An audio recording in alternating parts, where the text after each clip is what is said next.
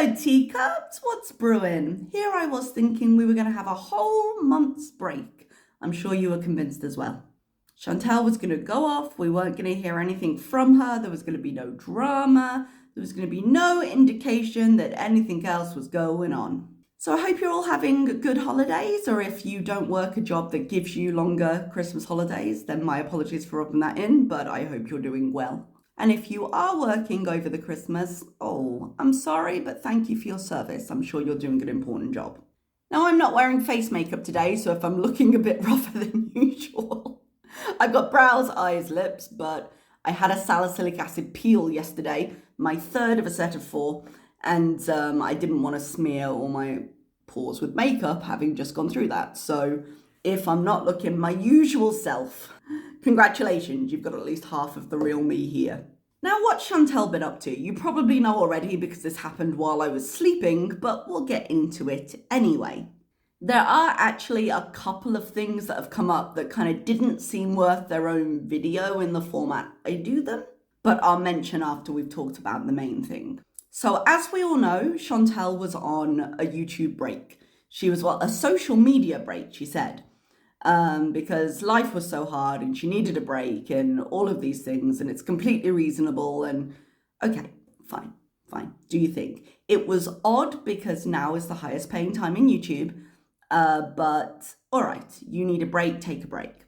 I don't think any of us expected her to fulfill that entire break, with exception of the circumstances I discussed in my last react, which were something prevented her from coming online. Now, it's been revealed through IP traces of all things, we'll talk about it, that Chantel is actually in Canada. This is not a surprise. Actually, I'm a tiny bit surprised by the fact that I didn't think she'd go all the way back. I thought she'd hop to another country, but we did discuss in a previous react about how the rules on visas have changed just recently. She can still get a visa on arrival, but she can't get an e-visa. She can't pre-register herself and pre-apply.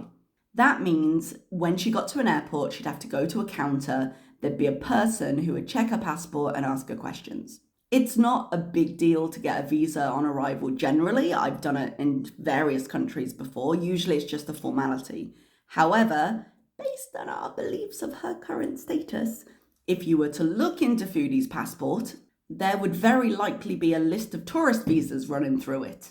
And with her right there in front of you, there's more chance of her being asked questions, which is why I believe the e-visas have been suspended anyway, because there has been more of a push recently, in all Middle Eastern countries actually, but including Kuwait, to prioritize Kuwaitis. And I believe the government did have an amnesty on up until X date. If you're not meant to be here, get out. We won't do anything to you, just get out. So they do seem to be looking a little harder at people not on the correct documents.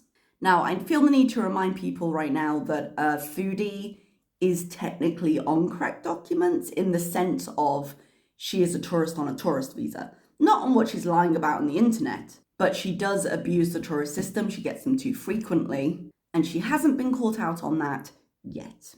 So I'm presuming the combination of the Christmas that she doesn't celebrate and the threat of potentially having issues when she tried to get into Kuwait and maybe having to return home meant that she wanted to be in a home base first. Unfortunately for Chantel, she doesn't have a home base in Canada. She has family in Canada, but she doesn't have any place there. And one of the reasons she didn't end up staying in Canada when she was supposedly really sick and needed help, which I say supposedly there actually, she needed the Canadian health system that she doesn't pay for, but we won't get into that. It ended up being too difficult for her to figure out how to create a new life there because of the financial situation she is in, because of her credit history, because of the trouble in renting apartments. And her family doesn't have a big property that she can stay in. And I don't think this time she even has the Kia. So what happened? As I said, most of you already know, but somebody sent an email to Chantel. This was reported by Pegatha on Twitter, and it seems they were impersonating a visa called Moldy Blue Pot.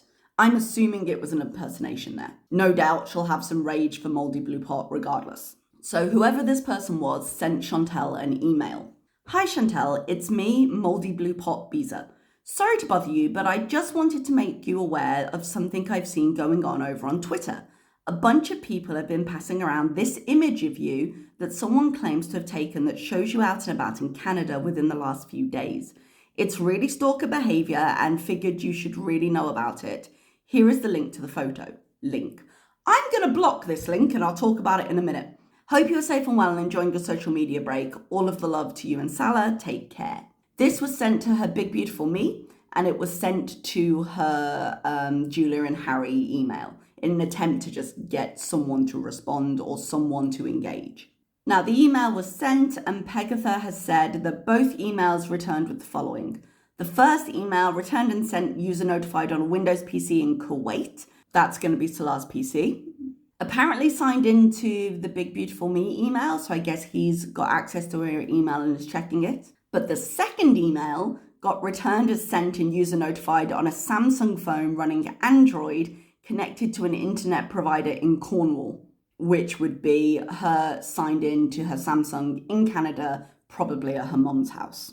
Now, I've blocked that link because as Pegatha put later, she was saying, please don't click the link. Apparently, people were clicking it to see what the picture was. I don't know who other than Chantal needs to hear this, but don't click the links in emails.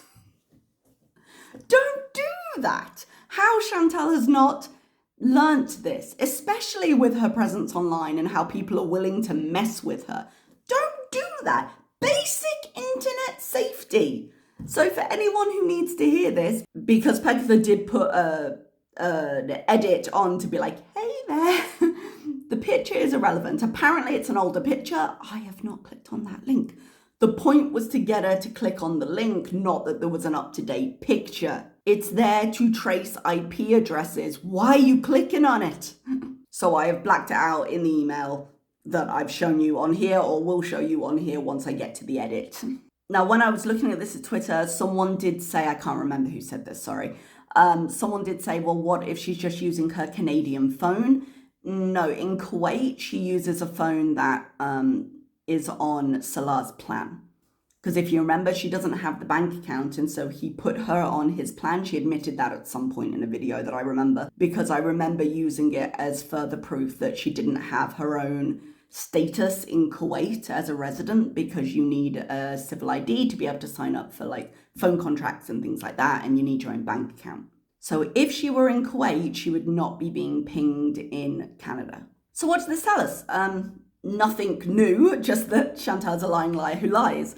But it does tell you kind of how far she's willing to go even when she's being called out. Because if you remember a little while back when she was like, no, I'm definitely not going to travel. No, I don't think so. And we were like, well, your visa's up. So if she'd lie less, she'd have to cover lies less.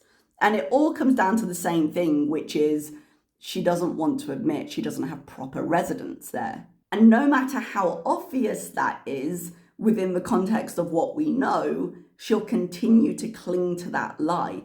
And the more frequently she does these visits, the more evidence we have. She just keeps lying because she thinks she can kind of wriggle out of it. And I'm like, dude, there's a reason things work this way. There's a reason we can predict this behavior. And there's a couple of other questions it throws up. The intake form she claimed to have filled in. You can get psychiatric help in Kuwait. You do have to pay for it. So was the form she filled in real for a start? Did she fill anything in? Or was she just making it up because she's a lying liar who lies? Was it for Canada rather than Kuwait? Because if she says, oh, it's going to be in a week or so, that was when she was already traveling. And is she planning to get something set up online, which she will then ignore anyway? Or is it just bullshit to tell us to make us feel sorry for her and further bolster this idea that she needed a break? Speaking of the break, I don't necessarily think she meant to take it initially. I think the lolcow live stuff got out of hand. And I also think she's fundamentally lazy. I feel like when she said, I'm going to take a break from live streaming, she was setting herself up to be able to store up a few videos and put them out while she was away. Because then she could interact with her social media while she was doing things, just like community tab, things like that. But she could put up vlogs. She'd still be able to earn money and all of that. I think the lolcow live thing blew up in her face. And so she was just like, no, I need a break, and whatever consequences it had with discussions with her and Salah. And I also think she probably didn't prep her videos before she went on. So, a little bit of laziness, a little bit of whoops, I did that. And once again, the inevitable lies that make up Chantel. So that's what's been going on there. A couple of other things to mention, which obviously I'm late on now, but like I said, it wasn't really worth its own video. Peetz has apparently quit his job, or was in the process of telling his manager he was going to quit his job, which is stupid. I'm sorry. He got his inheritance, which is $15,000, right? Good, great, congratulations. Oh, it seems weird to say congratulations because it was an inheritance, so someone died. But, all right, that is a windfall for you. I also understand that some jobs just don't suit people. But if anyone needs an emergency fund, it is Peetz. He does not have a lot of security in life. He's currently staying in the room he's staying in. I don't know if he's renting that room or if someone's helping him out, or if he's doing both. He's in someone's house and he's just renting a room out from someone he knows. I'm not sure the details there. I haven't really followed Peetz. But to quit your stable job, and his job is pretty stable, for $15,000 is incredibly short-sighted. Also, apparently he had a bonus coming, and if he just worked for a few more days, he would have got the bonus. Like, no wonder they were willing to let him go. Like, oh, you want to quit now? Yeah, sure, no, you go ahead. Now, Peetz does have a history of mental health issues, particularly depression. I understand that it might be overwhelming right now, but it seems like he was just taking the simplest way out, but hasn't thought at all of the future. Like, he's got this basic idea of, I'll take a month off and I'll look for another job. And yes, he has the money to do that. He does. He knows his expenses, whatever. But January is not a good time to find a job in the kind of areas he works. Because over Christmas, people will have taken on a ton of temps to get through the busy season. So if they're going to keep anyone, it's really easy to pick from those temps who they've seen work and say, hey, we've got a position open, there's an opportunity, do you want to stay? So I think it's going to be a lot harder than he thinks to find another job. He did say he's going to look for library work. He's been saying that for a long time. Like, more power to him, hope he does. But his qualifications are quite out of date at this point. And he did say it probably won't be full-time. Maybe he's hoping that he can get something part-time just to eke out the $15,000 a bit more.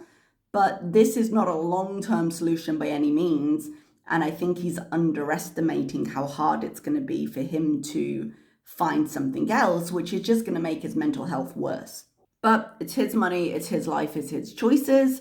I think he could have set himself up better long-term with the $15,000 as a start. But that wasn't what he chose to do, so there you are. The last thing I want to talk about briefly is there's a new lady whose name I have forgotten, but it begins with A.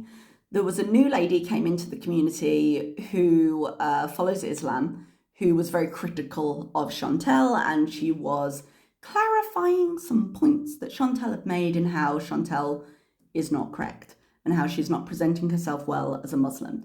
Now, I am sure we already knew that. We don't need to follow Islam to understand that what Chantel does is not what people generally do. But it was interesting to watch because people were really welcoming of her at first and then turned quickly, shall we say. Now, that in itself is not shocking because Chantel hasn't been online very much, and so people have had less to focus on. Usually this is a prime time for drama between reaction channels, and then Chantel comes back and we all have something else to focus on. In this case, it was her. As much as my opinion doesn't really matter for anything, here's what I think of it. There's been a few criticisms of her. One, that she's clout chasing. I mean, we're all following the same person. Yeah, that's all I can really say about that. Like, are we all clout chasing? Maybe. Do we all have a perspective on her? Yeah, sure. And it's the perspective that I find the most useful, to be honest. I know that she doesn't know much about the community, about the law, the history, But Chantel is a big topic. Although she's niche on the internet, she's a big topic to come into. There's a lot of years, there's a big community, there's a lot of speculation, there's a lot of missing videos. So yes, can you look into the history and navigate the community? You can. It takes a bit of time, but you can. So there is a good chance that although she was very vocal in her criticism, that she just doesn't know a lot of things. And being this fresh into the community, I think there's a bit of leeway we can give there. Like, it takes a lot of research. There's a reason that we have so many archive channels. So if you're coming into that pretty new, you don't really know, then yeah, that's a big old pond to step into. Now, whether I like her or not is completely irrelevant. I don't have any major problems with her. I know some of the language she used when criticizing Chantel in terms of I'm here to attack her don't seem to put her with the best interests at heart, let's put it that way. So while she could have phrased herself better, I find her an interesting source of information, because if there's one thing we can say, it's that she is more educated in the topic than Foodie is. Because here's the thing, I live in a Middle Eastern country. I can see people doing certain things and I can say, hey, that doesn't seem to match up with what I've observed. But I don't follow the faith myself. So there's a certain amount of guesswork there, and research, of course. You look up online and do things. But I don't believe in this case that it's a good replacement for lived experience. And this lady, whatever you may think of her motivations, this lady did convert, did seem to go through proper procedures to convert, and does seem to live her life pretty much to the way you would expect someone to live their life. So when Foodie says, oh, well, I'm not perfect, how dare you judge me? All right, this lady isn't perfect. She said shit on camera. I haven't seen all of her stuff. I've seen some of it. I think it's good to have her as a resource within the community. Now, she hasn't been around very long. Sometimes you get new people, you think, oh, they seem cool, and then skeletons come out of the closet, and you're like, oh no, oh God. But for the moment, I'd rather have her there as a source of information than not have her there, because I find what she's saying to be more reliable than Chantel on the topic of faith. I'm sure Chantel, when she does return, will blow a gasket. And I think Chantel will probably return. If she can find somewhere to film, she'll probably return pretty soon, because now the cat's out of the bag. She had done a cameo that was very, very tight filmed and had her dress in the background to hide where she was, which did not help speculation. But obviously she can't film in her mum's house after everything that happened with Marty, and I don't believe she has the key anymore. So it would be a case of filming a little bit more. I don't know what's going on with her and Salah in terms of what they've discussed, but we all know Foodie does her own thing when she doesn't care. So that's where we are. That's my kind of roundup of what's going on in Chantel world right now. And if she does come online, if we end up getting a rage, because generally she does rage about these things when she's caught in an out and out lie, then we will see.